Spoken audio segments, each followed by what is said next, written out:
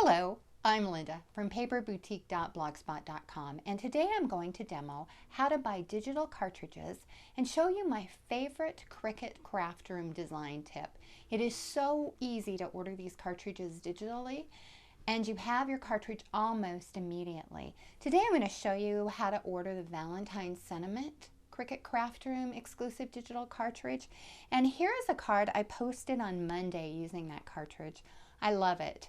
And let me show you this other card. And here's another card I just made using the same cartridge.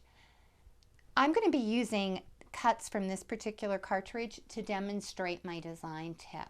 Well, let's get started and I'll show you how to order and my favorite design tip. I learned this technique from Joy over at Obsessed with Scrapbooking. Well, let's go ahead and move over to the computer. There are a couple of ways to order digital cartridges. One is from Cricut.com and the other one is directly from Cricut Craft Room. Let me show you the first way to order digital cartridges. You'll go to Cricut.com and this will be the first screen that you'll see, and you'll click on shopping, and it looks like there's a lot of people shopping, so it'll take a minute to load, and then go over where it says cartridges and click there. And as you can see, it's digital cartridges, so I go ahead and click on digital, and it lists all the cartridges that are available by category.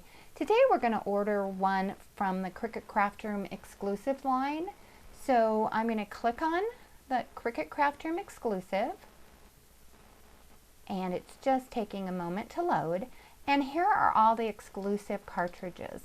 What I'm going to do next is scroll down, and I've already purchased the Valentine Sentiments, and that's the one we're going to be using today, but let me show you how you'd go ahead and order the Valentine Suites. You'll just click here,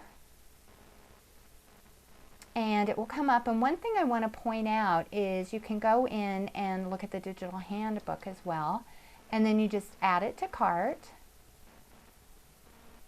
Taking a moment, and from this point on it's very similar to ordering anything from Cricut.com, and when it's completed, I'm not going to go through the whole ordering process, you'll get a order is complete message, and it says that your order is available immediately in Cricut Craft Room, and so then you'll go to the Cricut Craft Room. Well, let me close out of this and we'll open the Cricut Craft Room. And this is the first screen you see when you open Cricut Craft Room, and I do want to point out a couple of things. The tutorials are excellent, so if you click on View Tutorials, I highly recommend them. Well, I'm going to just go ahead and log in, and I'm going to show you my design tip, and we're going to do just a couple of fun things. First of all, I'm going to go ahead and open a new document, and we're just going to name this Test. And we'll go ahead and hit start. It's just taking a couple of minutes. And I'll open into this particular screen. As you can see, there are a couple of drawers on the bottom called Images and Overlay. I like to work in the image drawer, but you can work in the overlay drawer. Well, the first thing I'm going to do is see if my cartridge has uploaded. And I'm going to go down to Cricut Craft Room Exclusives. And then I'm going to scroll down, and you can see in bold what cartridges I have, and this is the free cartridge that we all have, Cricut Craft Room Basics. And then I'm just going to keep scrolling up, and there we go. We have Valentine Sentiments and Valentine Suites.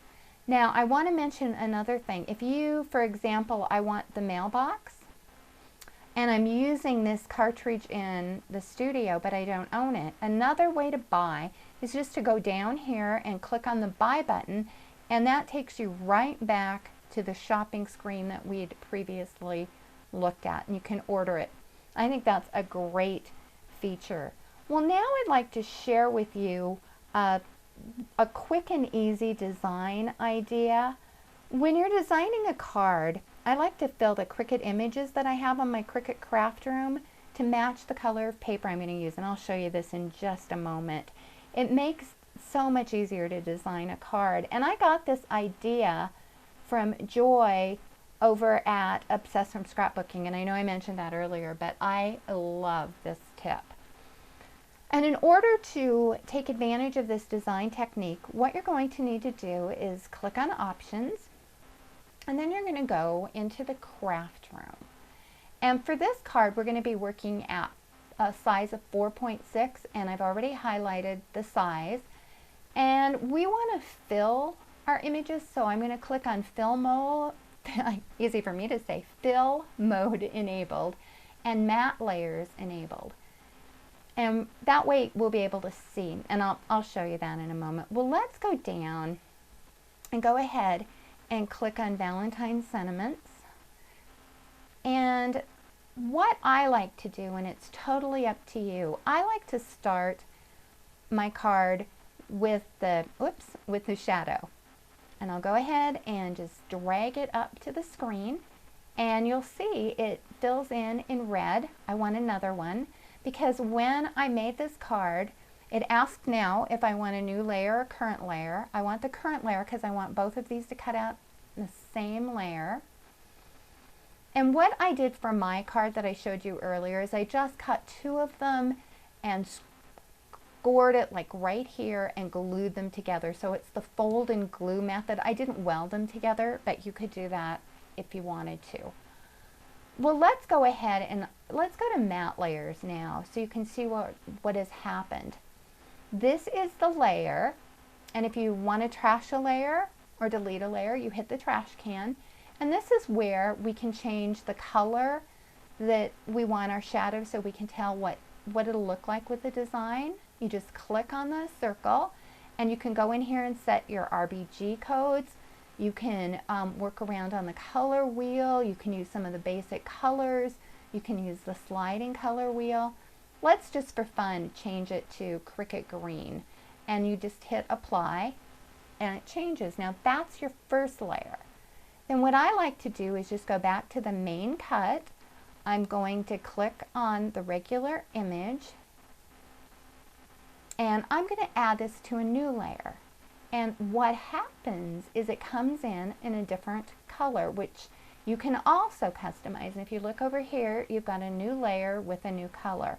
We're going to repeat this process. I'm going to hit Shift Lock, drag in another, and I'm going to ask for it to be on a new layer. We're going to put it over the top so we can see how our color combination is looking. Then we're going to click on Layer.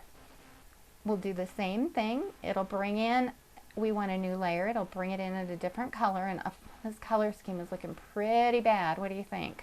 Then we'll hit Shift Lock and we'll bring in our final layer. Now I just want to, and we're going to once again ask for it on a new layer. I just want to point out a couple of more things over here. I mentioned that you could do the color. You can also go in and edit the file and label it, which is really handy when you're working with multiple layers. You can also, if you don't like the sequence, or if one layer should be behind a different layer, you just highlight it, click on it, and drag your layer. And you can see what happens. The order of the layers change.